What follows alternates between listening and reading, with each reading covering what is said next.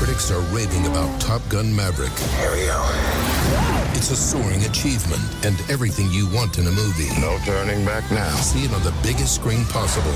Tom Cruise, Top Gun Maverick. Rated PG-13. Download the BetMGM Sports app and place a $10 moneyline wager on any NBA playoff game to win $200 in free bets if either team hits a three-pointer. Use code CHAMPION200. Visit BetMGM.com for terms and conditions. 21 years of age or older to wager. Virginia only. New customer offer. All promotions are subject to qualification and eligibility requirements. Rewards issued as non-withdrawable free bets or site credit. Free bets expire 7 days from issuance. Please gamble responsibly. Gambling problem? Call 1-888-532-3500. Hi there, I am Adam Kirbas, and this is my novel, Life Choices. It was an ordinary day. The sun on the horizon. A beautiful city. You would not see its shades. A beautiful morning. The dawn of a new day. A new chance. The possibility to do good or to accomplish something. That's what people get up for every day, following a purpose. To be someone they aspire, or to accomplish goals in a society which puts values, material values above everything. How can you prove your success? How can you show the world that you are an accomplished person? Someone who does not leave things to chance. It is wealth, it is money. And on this beautiful dawn, on this beautiful day, working day, we do not see the shades. Those back doors, backyards, nook and crannies, where life lives on, where there is no such thing as weekends. There is no time off of life struggles. A day like everyone else. There is no difference between Mondays, Saturdays and Sundays. These people do not even wear clocks. What for? You only need to know dawn and dusk. Only care about where you sleep. You don't want to freeze or starve before going to bed. Days like this. And among these souls, and there are lost souls, outcasts, forgotten from the society, and through the grey mass in their filthy clothes, their dirty faces, they all look the same. Almost as if they would not have a personality anymore. Their misery resembles each other's. And among these lost souls is Frederick Mulham. He goes through the trash, trying to find something. He has been homeless for more than 20 years. It has become already a mechanism, every day, every time the same task. You go through the trash of others, the leftovers of a society which has gotten used to voluptuousness. And Frederick Mulham, in his 40s, his reddish hairs, his scrawny appearance, and his dirty clothes is something we would expect to be one of these lost souls. He doesn't know what he looks for. He doesn't know what he will get. Every day is a new challenge. Every day is a new surprise. What he might find in the trash bin. Every day he goes through it. And it was not always this way. Frederick Mulham was once considered a genius, a smart child. He was the son of a poor mother whose husband had left her. He had 4 siblings, and all 4 of them more or less stupid, dumb. His mother didn't know what to do with her life. She did odd jobs. And when she figured out that she would not find a man, a suitor who could help her with her struggle, who could help her pay the bills, and help to meet the ends, she some sort of give out about of love, about life. She had many children from different husbands, from different men. Some of them she gave away. Only 5 of them she kept. One of it was Frederick. Frederick had a special place in her heart. She some sort of reminded him of this man whom she once met in a diner, fell in love with, and immediately had sexual intercourse with him. She never knew his real name, where he was about. Maybe he was only a traveler, only a passerby. She never met him again. But it was something in him which made her dream about the outside world, the things he talked about in his splendid suit.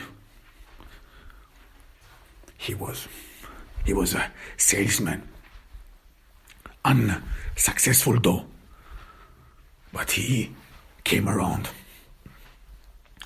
And for Miss Mulham, he was her dream, an escape route, something we need stored in our minds to think of better world, to give us purpose, any sense, something to get up every day. Mrs. Mulham did not have any goal. Her days as a high school dropout was pretty much similar, odd jobs. There wouldn't be any escape from it. Every day the same. But this notion in her mind this small chamber in her emotions, which she kept only to herself and locked. These were her sweet indulgences. She would indulge in when days would be unbearable. And in these imaginations, in these dreams, this stranger, the father of Frederick, played always a crucial role in it. This hero. Sometimes in her daydreams, this was a hero who would save her. A hero with whom she would escape. A secret agent who would be there to help her to protect her from danger, from a conspiracy, or what have you.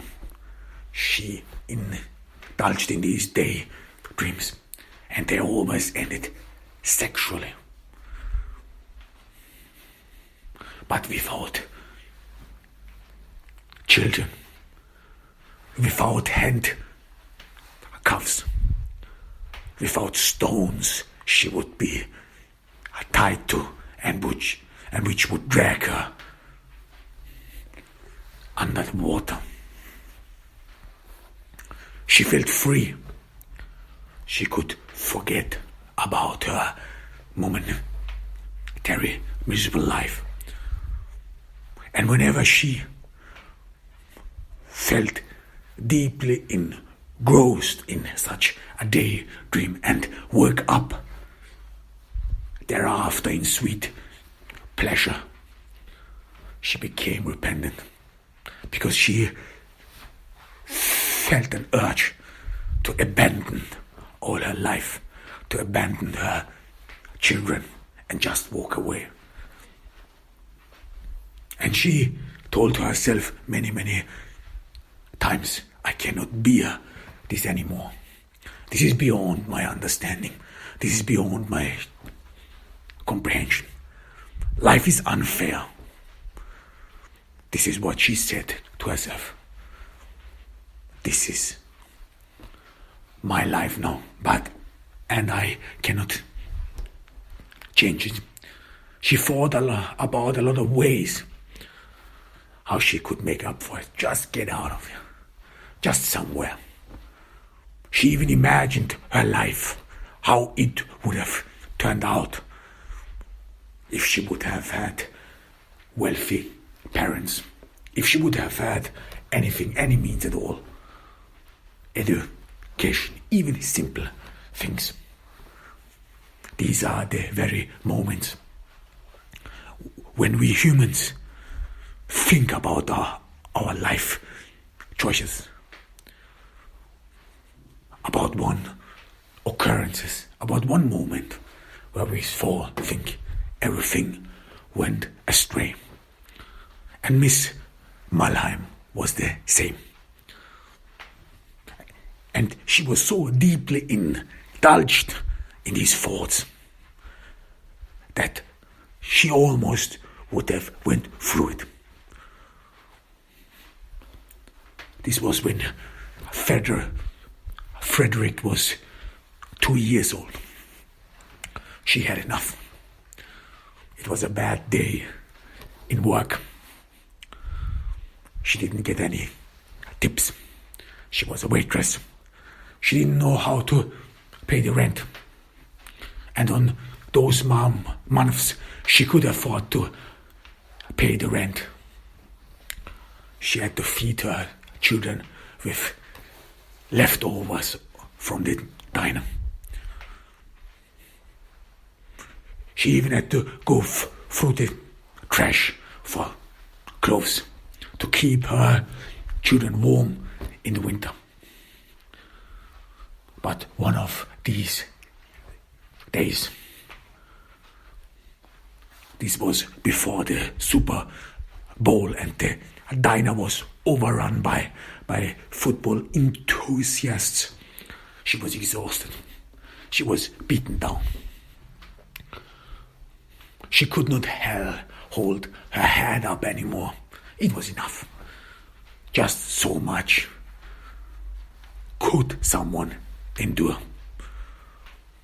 That's it. And she went home, straight to home, determined to leave this miserable life behind.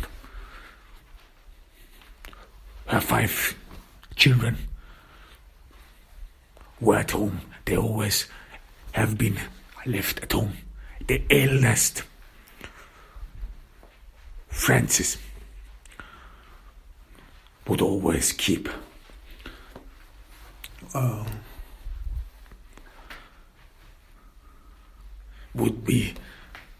would watch them. But most of the time the children would grow up without a mother, without an authority figure left by themselves. The world outside would not bother them. But on this very day, Miss Malham went home. She saw her children. They were expecting her. They were actually expecting the food she brought home.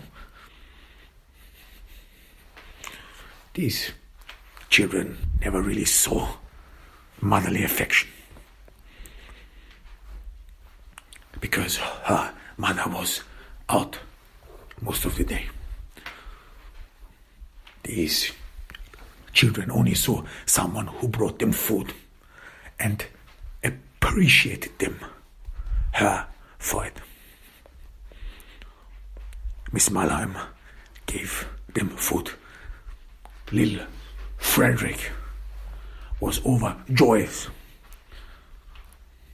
because he got a half-eaten muffin. But Mrs. Malheim was gloomy. She was not in the mood to cheer her up anymore. She did not feel the strength anymore. She went straight to her corner. It was a poor one-room apartment. Everything was crammed into it. The TV was running loud, almost deafening. It had to be because the windows and the walls of this apartment were so thin that you could hear the world outside,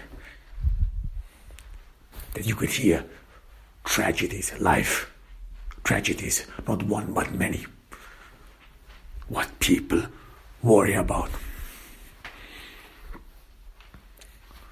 Mrs. Malheim sat down. She watched her children. They hadn't seen life yet. They had food, and this is what they only cared about, the little ones. Only about candy. Life had not hit them. They lived pretty much in a different dimension. A dimension where life seems to be still rosy. Fun, joy, with all these possibilities. What young folks think about once I get older. This is how their dreams start. Once I get older, I will do this. I will go away. I will leave. I will do whatever I want. I will not be bogged down by any strains. I'm my own man. I'm my own woman. I'm free. I will be entirely are different. I will start out new. These young folks, they are pretty much good analytics. They are well aware of what is going wrong in their environment. And they have dreams of their own, solutions for struggles, life struggles. And Miss Malam watched them. And her face was overshadowed. Her eyes got darkened. She could not share the joy of her children, but she hated them. She hated them for what they are doing to her. She thought about her own dreams she had as a young girl, when she was the princess of someone, when she thought she could fly, she could go away, she could do whatever she wants. Those dreams, they never go out of style. They never cease to exist. And how many before her? How many people before her dreamed the same dream, gave in to the same illusions, and thought that they would never end up like this? But there she was, this woman, forgotten by society, and she hated her children, this brood. And she thought about it quite frankly, quite openly. How would have my life would have been if it weren't for these children? What would my goal be then? She had never lived for herself. She thought about it deeply. When was the last time I felt joy only for my sake? She more and more understood that up till now, she only experienced joy through her children. When they ate candy and were the luckiest children on earth, she was happy too, because she felt a relief. She felt a relief from this burden struggling parents have to feed their offspring. This ambiguity towards one's own child, for whom one provides, should provide, but on the other hand, slightly and surreptitiously hates, because one only lives for them and not for oneself. Her days are being consumed just to provide for these little ones. And Miss Malham had enough. After watching for a while gloomily at her children eating joyously leftovers, what well-off people could afford to throw away, she got up, silently but determinedly packed her things. She recognized the bag she was holding. It was her bag from her youth. When she ran off, when she wanted to walk out into the world, this little bag and it had survived all these years, as well as her desire to escape, to get out somewhere out there. And now this bag was filled again. The only few clothes she had left. She had been wearing the same clothes for a couple of years now.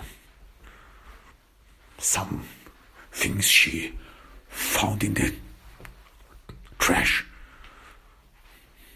Others she could stitch together. She thought about her dreams as a young girl. She wanted to dress up fancily. She wanted to wear every day a new dress. She don't wanted to wear one piece of clothes more than once. She would do whatever she wants. But there she was, drained, exhausted, broken, and packing up her last things. She did not think much. She just wanted to get out. It would somehow work. This is the poor man's philosophy. It has to work. Somehow it has to work. I had bad luck so far, and God has to make up for it. It has to work. I have been struggling all along, and this is unfair. Other peoples are doing so good, but I don't. This can't be right. This can't be in God's will. God will have to make up for it. I'm a decent human being. I'm a nice person. I say my prayers. I didn't do anything wrong, did I? God has to make up for it. It has to work on. And this poor man's philosophy assumes that they would be in the future or in the near future, in a way or another, reimbursed for their struggles. God would give them a check, the bill. This is what these people think of justice. It has to come back, all my sweat. And this is what Miss Malheim thought. She did think less about her children. She thought of an ideal scenario, and this was a contradiction to the circumstances she was living. An ideal situation where her children would meet someone decent, maybe someone in the neighborhood, maybe a nice person in all this misery, and this person would take care of her children, would help her so that she could, when she succeeds, when she finds luck and God reimburses her for the struggle she went through, that she can sleep in peace and soundly, so that she don't have to worry about her children anymore. They can't be all bad. This world can't be all evil. Miss Malheim did not waste much thought on it. And her eldest boy, Francis, he was old enough. He was only 12. But some Miss took him for 16, 17. I mean, this was the assumption of a half-blind person who was suffering from type 2 diabetes. But for Mrs. Malham, it was sufficient enough. He will some sort of be able to care for his siblings. Francis is a good boy. He knows what to do. He knows how to take care of his siblings. Miss Malhelm wanted to relieve her conscience. She needed this. She needed a way out. And escape route. She needed something. Because her life was stuck. This is not how we are being brought up. This is not what we assume. Because no matter what it is, we learn that life would be a gradual progression. That you would end up somewhere, that you would go somewhere, reach something you do not read about. And you, of course, read about failures. You read them, you study them, so that you do not fall in the same trap. But you do not read about a mundane life. You do not read about monotony. The same tasteless struggles. You do not hear about stories where every day is the same, where there's no change, where you some sort of became emotionally stumbled. You have nothing to hope for. These are the stories Miss Malham did not hear. Only that you would progress somewhere, come somewhere, arrive somewhere. But this somewhere did not come to Miss Malham. Everything left behind. And the dreams she had as a young girl, all were in vain, as it seems. She had to sacrifice her dreams. All those fancy dresses. She watched at the shop windows. All those fancy life scenarios she spun, where she would be somewhere, would be very important.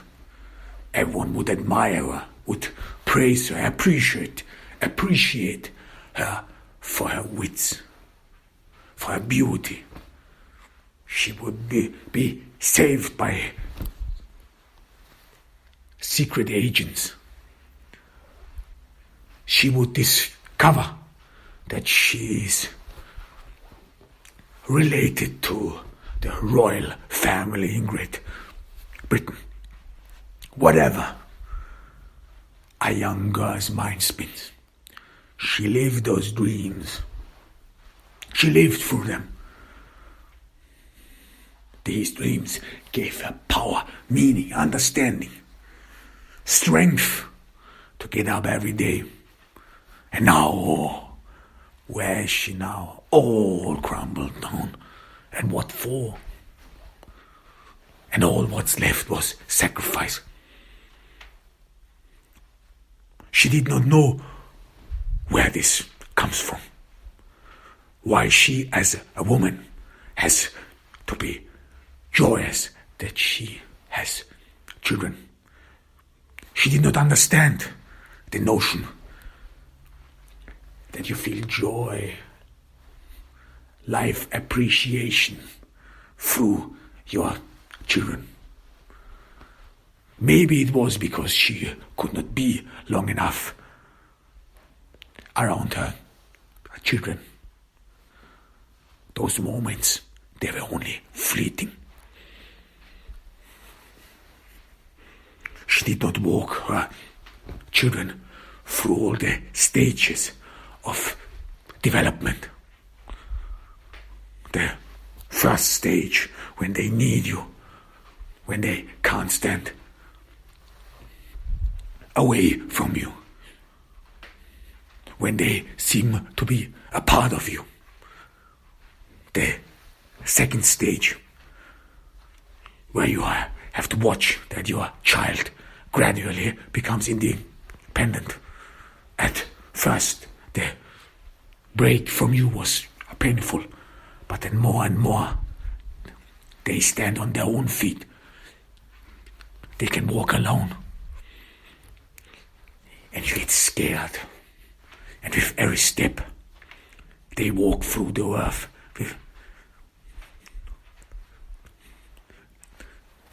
with every footprint they leave behind, you get scared about them. Because you have seen the worst. You have seen this hideous world. You have seen human atrocity. And there, a child seems to be not only out of the world, but you seem to have committed a crime indeed, that you have put such an innocent being into such a hideous and devious world. And this makes you thoughtful. And your third stage, your children do not need you anymore. They have grown independent. They even feel that you are suffocating them with your love, with your affection. And they take a distance from you. And you have to bear it. You have to make your peace with it. They live alone now. And then you see them grow up. But Miss Malheim did experience nothing of it. She only saw the joy her children had when she came home, because she was the only one who would provide them with food. The children did not refer to her as a mother, just someone who brings food. It could be as well as a delivery guy. And these children would have had the same affection for him or for her. It did not matter. Miss Malham did not experience the affection that one has for his children. Miss Malham didn't blossom in her role as mother. That's why she could easily think about walking away. She thought little about the choice she made, having so many children. She thought little about the fact that it was not a wise decision to have, as a single mother, so many children. But why did she have them? What for? And and the reason was fear. Miss Malham was afraid of being alone. She was afraid of coming home and having to sit in a silent apartment all by herself. Before getting Francis, before her first child, she had always thought that she would have someone to talk to, This would be a little boy or a little girl, and she would be her or his best friend, and they would share everything with each other. He would be her child would be more than a dog or a cat. She did not like cats because cats are somehow too independent. She wanted an animal or something which was firstly highly dependent on her and which would listen, because Miss Malham, to her constantly changing jobs as well as living conditions, she did not have any friends. She abandoned her family. She had no family. She had no one to talk to. And her children were supposed to be a supplement. She had dreams as well. To start a new family. A family for her own. Just her. Just she. And she would do everything right. She thought she understood what her parents did wrong. She thought she grasped. And she wanted to make a difference. And not be alone anymore in this world. Not struggle alone.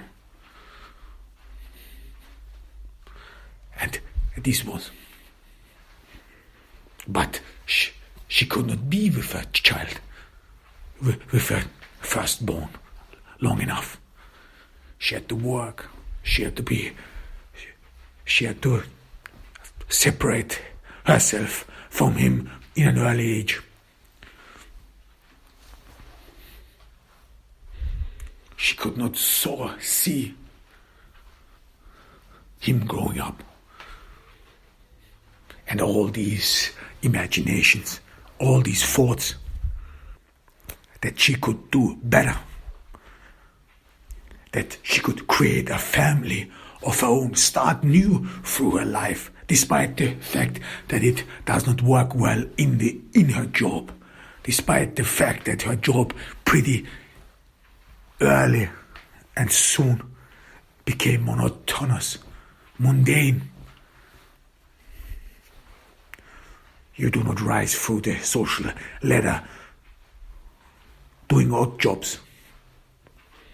And she tried to find an escape in her family with these little folks who would admire her, to whom she would be the center. But this all changed. She could not be their center. She could not be their mother.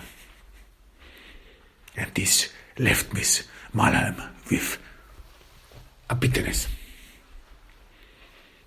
Was it her fault? Or was it society? Was it her job? Her life struggles? Was it all together that she could not get things together? That she could not get things done? What was it? She was mad about it. She pondered over it quite a while.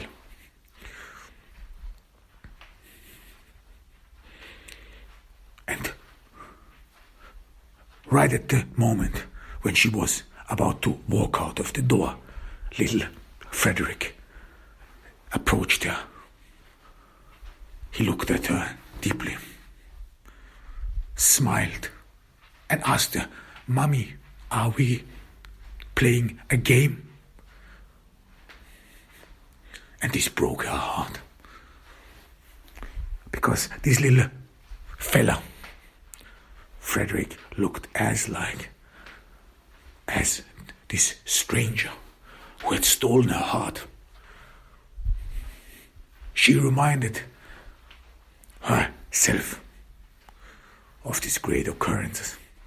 And she felt bad. She felt bad that she would leave little Frederick behind. She dropped her suitcase the bag she had been carrying along for so long. And she grabbed little Frederick and hugged him passionately. Critics are raving about Top Gun Maverick. Here we go. It's a soaring achievement and everything you want in a movie. No turning back now. See it on the biggest screen possible. Tom Cruise, Top Gun Maverick. Rated PG-13. B-sides, rare finds, secret shows. Whether it's a must-see concert or a must-have coin, curious types crave interesting experiences. Bittrex is a cryptocurrency exchange empowering traders to feed their curiosity. With hundreds of trading pairs, Bittrex offers a platform for next big thing discoverers to create the crypto experiences they've been looking for. Trade beyond the trend at BITTREX.com. It's your move.